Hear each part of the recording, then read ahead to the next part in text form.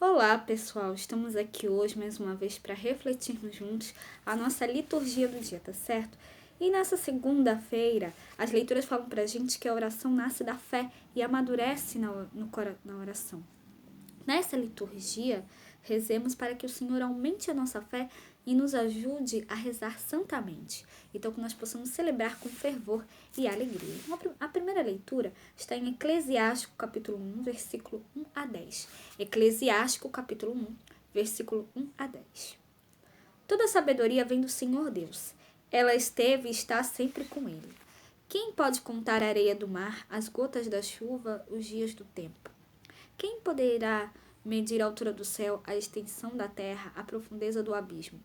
Antes de todas as coisas foi criada a sabedoria. A inteligência prudente vem da eternidade.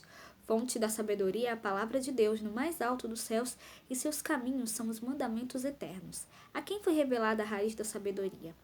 Quem conheceu as capacidades do seu engenho? A ciência da sabedoria, a quem foi revelada? E quem compreendeu sua grande experiência?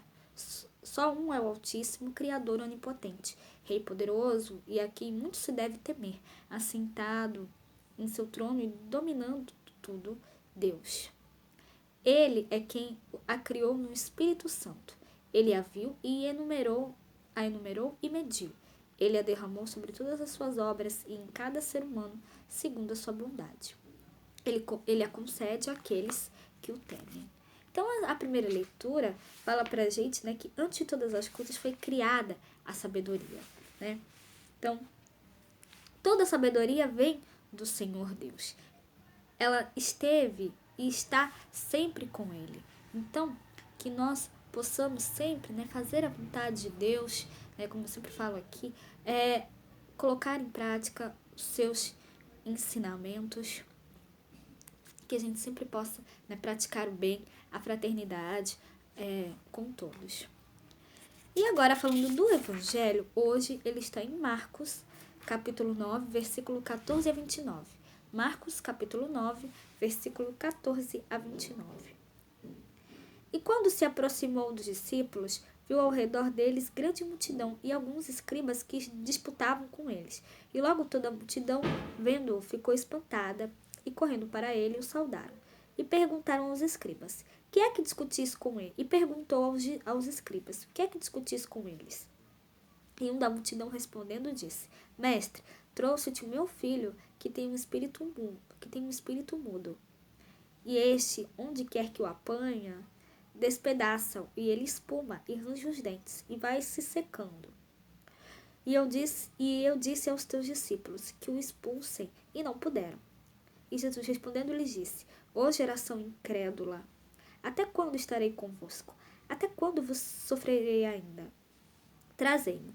E trouxeram.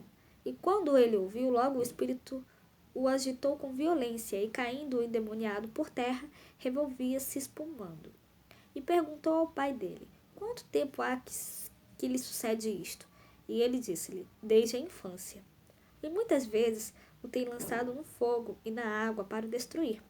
Mas se tu podes fazer alguma coisa, tem compaixão de nós e ajuda-nos. E Jesus disse-lhe, se tu podes crer, tudo é possível ao que crê. E logo o pai do menino, clamando com lágrimas, disse, eu creio, Senhor. Ajuda a minha incredulidade. E Jesus, vendo que a multidão concorria, repreendeu o espírito imundo e dizendo-lhe, espírito mudo, eu te ordeno, sai dele e não entres mais nele. E ele, clamando e agitando-o com violência, saiu. E ficou o menino como morto, de tal maneira que muitos diziam que estava morto. Mas Jesus, tomando-o pela mão, o ergueu e ele se levantou. E quando entrou em casa, os seus discípulos lhe perguntaram à parte, por que não podemos nós expulsar? E disse-lhes, esta casa não pode sair com coisa alguma, a não ser com oração. Esta casta não pode sair com coisa alguma, a não ser com oração e jejum. Então, o Evangelho, né, a narrativa do Evangelho é descrita em detalhes. O desespero de um pai, a situação terrível de um menino, a incapacidade dos discípulos de expulsar o maligno, a reação de Jesus. Sobressai no relato a impotência do povo e dos discípulos diante das forças do mal. E o evangelista destaca o poder da fé em Jesus. Pela fé no Cristo Senhor, o mal e os seus representantes perdem toda a força e capacidade sobre as pessoas.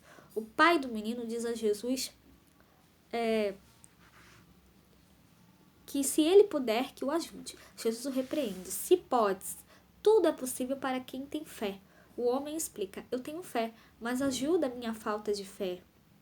Aqui está o centro da narrativa, o pedido pela fé e pelo socorro de Jesus. Demonstra assim que a atitude adequada das pessoas, em especial dos discípulos, apesar dos limites e fraquezas humanas, o discípulo autêntico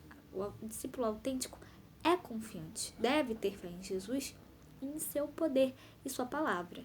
Então, depois de curar o menino, Jesus diz aos discípulos que o mal só é expulso pela oração, né? E a oração nasce da fé e a fé nasce da oração também, né? Então, que a gente possa realmente sempre depositar a nossa fé em Deus.